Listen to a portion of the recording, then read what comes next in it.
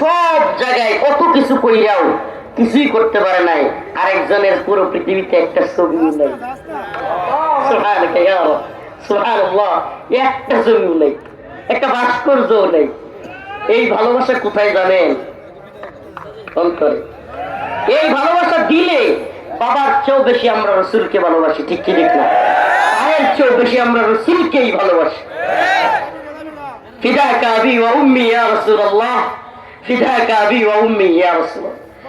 ইয়া রাসূলুল্লাহ, আপনার জন্য আমাদের জীবন কুরবান হোক, আমাদের বাবা মা সব কুরবান হোক, তবু রসুলকে নিয়ে কটূক্তি করবে আমরা বরদাস্ত করব না। একেবারে সাইজ করে দিব, মান সাব্বা নবিয়ান ফাকতুলু, কোনো কথা নাই। রসুলকে কটূক্তি করলে, গালি দিলে তার শাস্তি ওয়াজিবুল কতল, কল্লা থেকে তার গড় থেকে তার কল্লা আলাদা হয়ে যাবে। সুবহানাল্লাহ। এই ব্যাপারে সমস্ত ইমামরা একমত, রসুলকে নিয়ে কটূক্তি করলে শাস্তি মৃত্যুদণ্ড। এই ভালোবাসা অন্তর থেকে আসে। আমরা এই ব্যাপারে আমরা আপোষহীন। কোন রাজনীতি, কূটনীতি, বহির্বিশ্ব, এই কসুর বহির্বিশ্ব তোরা দেখা, আমাদের রসুলকে নিয়ে কটূক্তি করলে আমরা কোন বহির্বিশ্ব বুঝি? আমরা একমাত্র বুঝি আমাদের রসুলকে নিয়ে তোরা কিছু বলতে পারবি না।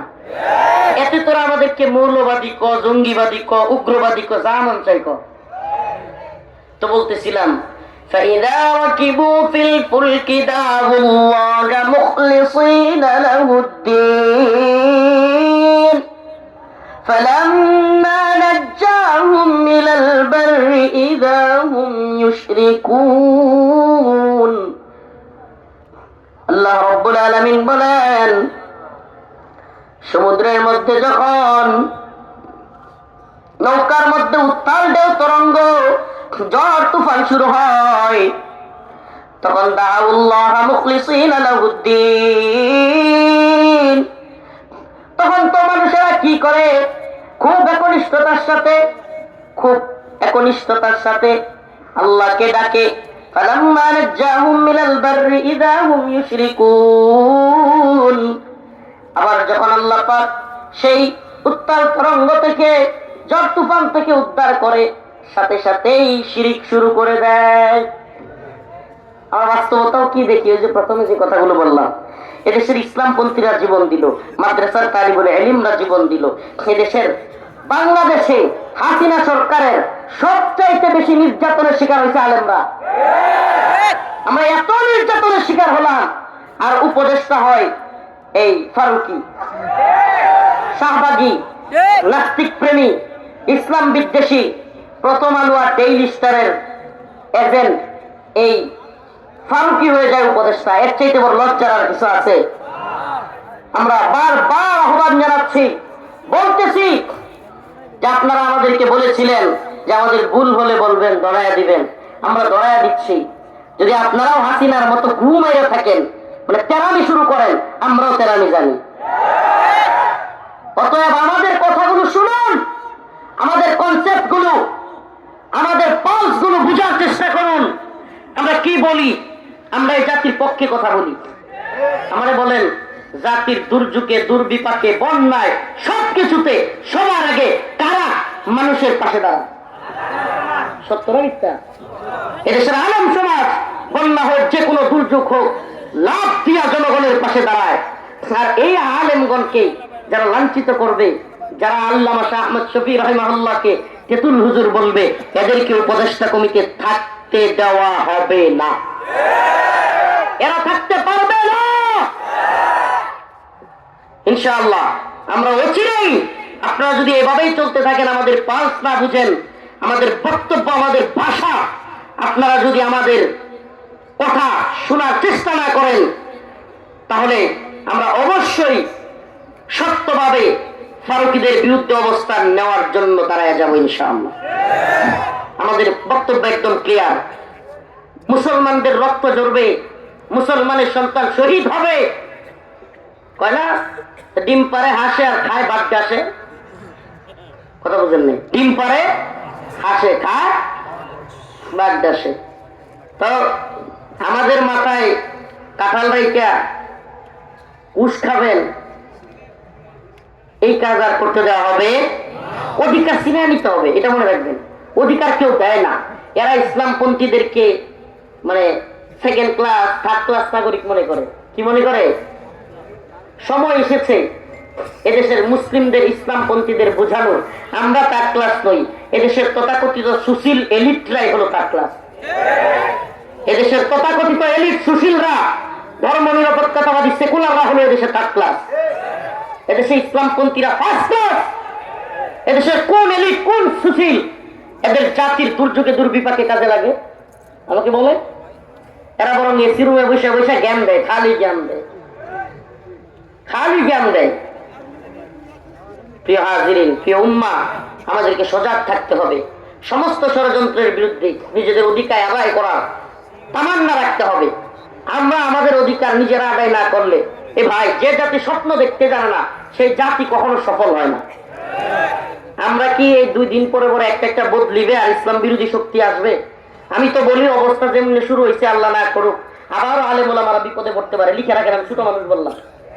অবস্থা যা শুরু হয়েছে, আগে ভারতের এজেন্ডা বাস্তবায়ন হইতো, এখন যদি আমেরিকার এজেন্ডায় বাস্তবায়ন হয়, আমাকে বলেন মীর মুগ্ধ, আবু সাইদ, শত শত মাদ্রাসার ছাত্র, শত শত স্কুলের ছাত্র, শত শত আলেম এভাবে জীবন দিয়েছে এদেশে ইসলাম বিরোধী শক্তি আনার জন্য, এদেশে সমকামী এজেন্ডা বাস্তবায়ন হওয়ার জন্য, এদেশে ট্রান্সজেন্ডার বিরোধী ট্রান্সজেন্ডার মতবাদ বাস্তবায়ন হওয়ার জন্য, এদেশে আমেরিকা কি কয় এই প্রেসক্রিপশন নিয়ে কাজ করার জন্য।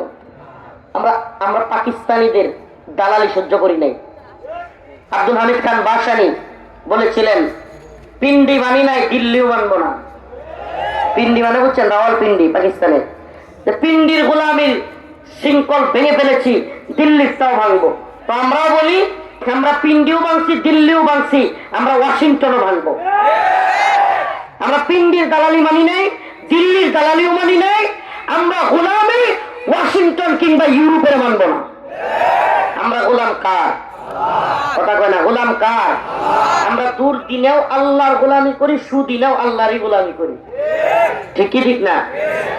নাকি নিপাতি চরিত্র, যে বিপদে আল্লাহ আল্লাহ আল্লাহ বাঁচান, আলেম ওলামারা আসেন, হুজুররা আসেন। এখন হুজুররা 3rd ক্লাস হয়ে গেছে, তোরা 1st ক্লাস হয়ে গেছিস।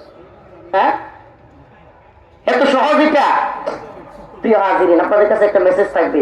এই যে মাইকটা নিয়ে বলা শুরু করেন, কারা নির্যাতিত আলেম অমুক তমুক, আরো কি আমরা কারা নির্যাতিত বানাইতে চান নাকি?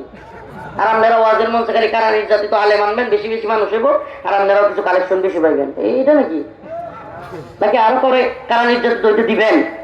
এদেশে আলেম ওলামাদেরকে আল্লাহ না করুক আবারও যদি নির্যাতনের প্ল্যান করে, জাতীয় কিংবা আন্তর্জাতিক চক্রান্তের কারণে নতুন করে কেউ যদি আলেম ওলামাদেরকে কোন ধরনের ষড়যন্ত্র করে বন্দী করবার চিন্তা করে, তাদের বিরুদ্ধে দাঁত ভাঙা জবাব দিবেন তো ইনশাআল্লাহ? যুবকেরা দাঁত ভাঙা জবাব দিবে তো ইনশাআল্লাহ? আমরা স্বপ্ন দেখি এই উম্মার যুবকদেরকে নিয়ে, সত্যি আমি স্বপ্ন দেখি। 2024 সাল আমাদেরকে চোখে আঙ্গুল দিয়ে দেখা দিচ্ছে। একসময় ফিলিস্তিনের ভিডিও দেখতাম আর মনে মনে কষ্ট লাগতো, হায় বাঙালি মুসলমান কবে এমন হবে? ছোট ছোট বাচ্চা ইসরায়েলি কামানের সামনে গিয়ে পাথর মিল্লা মারতেছে, সুবহানাল্লাহ। আর আমরা এই 2024 এসে দেখলাম উঠলা ফুটলা পুলিশরা ছোট ছোট বাচ্চারা গিয়ে ঘুষি মারতেছে পেটের মধ্যে, সুবহানাল্লাহ কয় না? এই সাহসটা, আমি হাসিনা গেছি অত খুশি হয়েছি না যতটা খুশি হয়েছে এই উম্মার যুবকদের জালিমের বিরুদ্ধে বুক পেতে দেওয়ার সাহস দেখি। যে জাতি বুলেটের সামনে দাঁড়াইতে শিখে, এই জাতিকে কেউ দামায় রাখতে পারে না। আরেকটা কথা, শেষ কথা বলে যাই, আপনাদেরকে একটা মেসেজ দিই। ক্ষমা কারা পায় জানেন? যারা অপরাধ করার পর অনুশোচনা করে যে আমার ভুল হয়েছে। কিন্তু আপনাদেরকে একটা কথা বলি, এমন কোন আওয়ামী লীগের লোক দেখবেন না যেটা এতগুলো ছাত্ররে মারছে, আলেমদেরকে মারছে, রিমান্ডে নিছে, ফাঁসি দিছে, এত কিছু করছে হাসিনা, এই দেশের ছোট ছোট বাচ্চাদেরকে হেলিকপ্টার থেকে গুলি করছে, তারপরেও একটা আওয়ামী লীগ দেখবেন না যেটা অনুশোচনা হইতেছে। আমি চ্যালেঞ্জ করলাম, আমি এটা নিয়ে 2 দিন আগে লেখা দিচ্ছি। বর্তমান বাংলাদেশে আপনারা যদি অনলাইন একটু ঘাটেন, হিন্দুত্ববাদীদের, ইসকনের এবং আওয়ামী লীগের সবচেয়ে বড় শত্রুর নাম রফিকুল ইসলাম মাদানী। যারা ক্ষমতায় আছে এরাও এত শত্রু না। আমি অবাক হয়ে গেলাম। ইসকন এবং হিন্দুত্ববাদী ইসকন এবং আওয়ামী লীগের সবচেয়ে বড় শত্রু আপনারা অনলাইনে দেখবেন আমি। কারণ কি আমি এই কথাগুলো বলতেছি? আমি নিজে আমার আত্মীয় স্বজনের মধ্যে যে আওয়ামী লীগ আছে এদের মধ্যেও দেখছি একটার মধ্যে অনুষ্ঠান নয়। এতগুলো ছাত্রকে হত্যা করলো, এতগুলো মাদ্রাসা ছাত্রকে হত্যা করলো, আলেমদেরকে রিমান্ডে নিল, জেলে নিল, ফাঁসি কাস্টে ঝুলাইলো, মেরে ফেললো। এই বাংলাদেশে সবকিছু ধ্বংস করলো, ভারতের গোলামি করলো, ভারতকে পাকাতা গোলামি কইরা এই দেশে যা তা করলো। এরপরেও এই নির্লজ্জ বেহায়া দলের একটা কর্মীরও কোন ধরনের অনুশোচনা নেই। আমি চ্যালেঞ্জ করলাম, এরা বরং এদের তামান্না, এদের মানসিকতা এমন, আমরা আবার আমু ধর্ম তরে। বাস্তব না অবাস্তব? এই বদমাশ গুলোর অবস্থা এমন, এরা বেহায়া বেলাজা। এদের একটা কথা মনে রাখবেন, আমি আওয়ামী লীগের বিরুদ্ধে কথা বলতাম না সত্যি, কারণ এখন আওয়ামী লীগের কথা বলে লাভ কি? এতদিন তো সরকারে যখন ছিল একবার কাঁপাইছি নাচাইছি, কিন্তু এখন কয়ে লাভ কি? এরা তো আর ক্ষমতায় নাই। কিন্তু দেখতেছি সর্বনাশ, এটা এমন এক নৃশংস নির্দয় নির্মম এক বাহিনী যাদের মধ্যে ছাত্র হত্যা, যুবক হত্যা, মাদ্রাসার আলেম হত্যা, অনুশোচনা বিন্দু মাত্র নাই। বাস্তবতা দেখবেন আপনি।